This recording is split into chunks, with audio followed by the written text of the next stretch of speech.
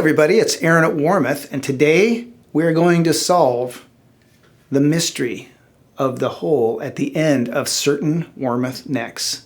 So stick around.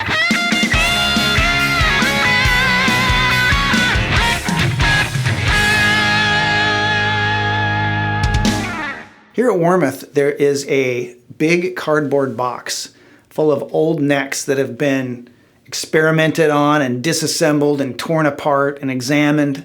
And I was going through that box the other day for an unrelated reason, and I happened to come across this neck. This is the neck from a 1959 Fender Telecaster. And you can see that it's been ripped up and torn apart, the neck's torn off. But I happened to see the end of it, and when I saw the end of it, I was like, hey, that looks just like the end of a Warmoth vintage modern neck, and that's what prompted me to do this video. And by the way, if seeing this 59 Telecaster neck all torn apart like this has you shrieking and clutching your pearls, then I should really show you some of the other stuff that's in Warmoth's box of horrors. Maybe I'll do a video on that some other day. But for now, let's talk about this. This is a Warmoth vintage modern neck, and you can see that it does have a similar hole at the end of the heel. And a lot of times when people see that for the first time, they call us up and they ask, you know, what's going on with that? And so that's what I'm going to talk about today.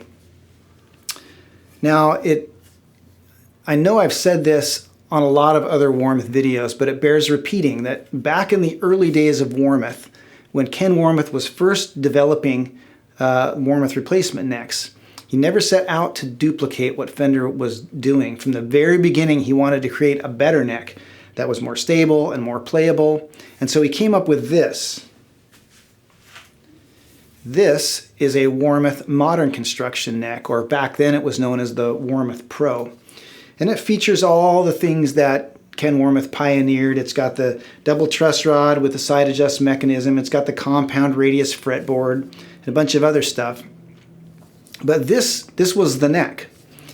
But as time went on, guitarists started to request necks with more traditional construction, and so he developed those as well, you know, the vintage construction and the vintage modern, and then later came conversion necks, later came super wide. Today you can get a Warmoth Strat replacement neck in 9 different constructions. You can get modern, vintage, Gibson scale conversion, baritone scale conversion, tilt back Gibson scale conversion, tilt back baritone conversion, and super wide.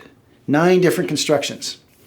And of course, while he was coming up with those constructions, he wanted to streamline production as much as possible by making everything that he could common among the necks.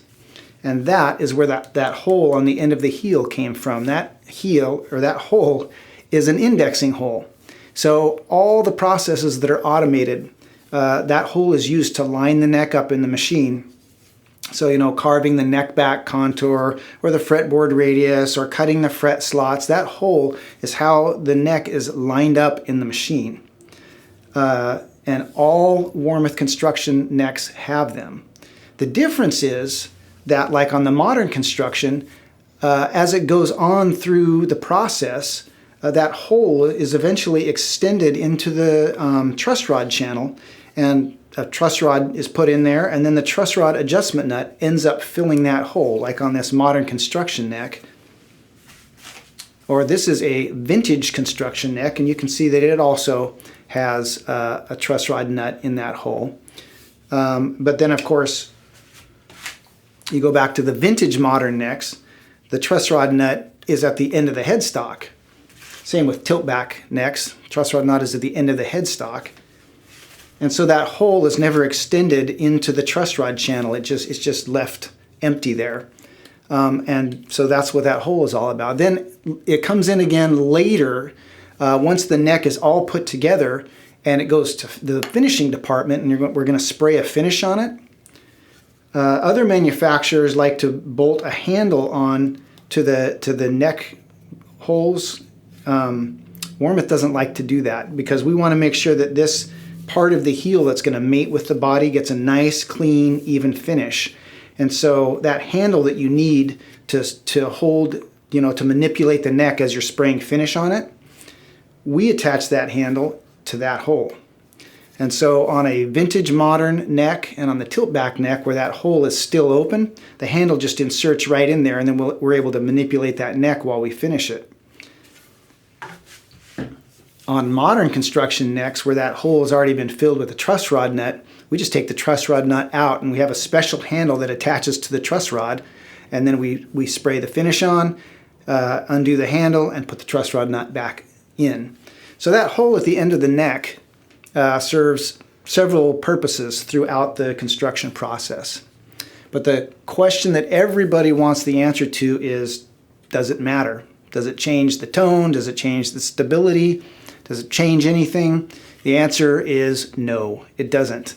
Every single Warmoth construction has that same hole. They all do. The only difference is that on some necks it ends up getting filled with the truss rod nut, but on vintage modern construction and tilt back, it doesn't. Same hole, just gets filled sometimes and sometimes it doesn't. Doesn't matter one bit. Warmoth has sold hundreds of thousands of necks, all built in these different ways, and I think that kind of speaks for itself. They're great necks. I believe that they're the best replacement necks on the market. So that, I hope, solves the mystery of the hole at the end of some Warmoth necks. If you have any questions, though, make sure and go to the website. You can find answers there, or give our customer service reps a call, and that is it. Until next time, keep on picking.